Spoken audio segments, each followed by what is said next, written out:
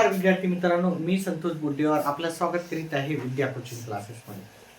तर आजचा विषय आपला तोच विषय की TETचा आपला निकाल कधी लागेल. भरपूर लोकांच्या कमेंट बॉक्समध्ये मेसेज येतात, सर 15 तारखेला रिझल्ट लागणार आहे का. भरपूर जणांचं हे म्हणणं आहे की पेपरमध्ये पण जाहिरात आली, त्यानुसार हा निकाल 15 तारखेलाच लागण्याची शक्यता आहे. त्याची अंतिम उत्तरसूची आणि निकाल हे दोन्हीही तुम्हाला 15 तारखेलाच मिळतील. आता काही जणांचे असे पण प्रश्न होते आपल्याला की सर पेपर जर पेपरमध्ये क्वेश्चन रद्द झाला तर काय होणार आणि प्रश्न बदलला तर काय होणार. हा प्रश्न बदलला तर समजा 90 मार्काचा आपला पेपर आहे आणि 2 प्रश्न बदलले किंवा 1 प्रश्न बदलला तर कट ऑफ मध्ये काही चेंज होत नसतं. कट ऑफ जेवढी राहायची तेवढीच राहते, कारण प्रश्नाचं उत्तर चेंज झालेलं आहे आणि प्रश्न तेवढेला तेवढेच होते. आणि रद्द झालं तर काय होणार. रद्द झालं तर तेवढ्या पर्सेंटेजनं ती जी कट ऑफ आहे ती कमी येत राहते. 2 प्रश्न रद्द झाले तर 2 याच्यानं म्हणजे तेवढे 55% त्याचे काढले तर 2 याच्यानं कमी होईल. 5 प्रश्न जर कमी रद्द झाले तर त्यानुसार तुमची कट ऑफ ही कमी लागेल, म्हणजे पासिंगची जी मार्क आहेत ती कमी लागेल.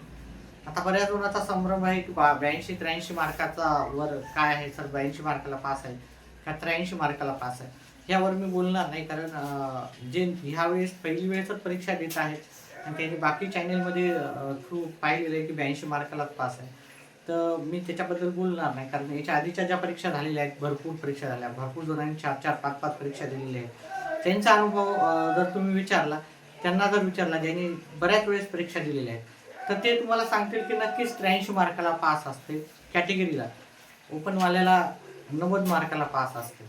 तर मी आता ह्याबद्दल जास्त डिस्कस नाही करणार, कारण त्याच्यामध्ये भरपूर जणांचं असं म्हणणं आहे सर 82 मार्कालाच पास असतं, 83 मार्काला नाही. तर असो ते तो विषय आहे. पण जर एखादा प्रश्न रद्द जर झाला असेल तर नक्कीच त्याची जी कट ऑफ आहे ती 83 नाही 82 का 81 वर पण राहू शकते कट ऑफ. पण आता काही जणांचा असा पण प्रश्न होता की सर किती प्रश्न बदलतात आणि किती प्रश्न रद्द होतात.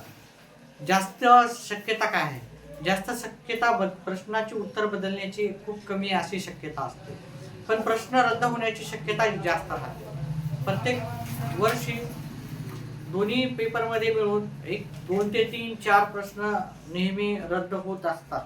ह्या वेळेसचा पेपर 1 मध्ये तरी अशा जास्त काही चुका दिसल्या नाहीत किंवा निर्देशनास आल्या नाहीत, पण पेपर 2 मध्ये नक्कीच 1-2 प्रश्न संशयास्पद होते की जे रद्द होऊ शकत होते. त्याच्यामुळे पेपर 2 मध्ये नक्कीच काही प्रश्न रद्द होतील. पेपर 1 मध्ये एखादा प्रश्न रद्द होऊ शकतो, पण शक्यता तशी नाही आहे. मी गणिताचं आपलं राहतं, त्याच्यामुळे मी गणिताच्या बाबतीत तरी सांगतो सर्व प्रश्न योग्य होते.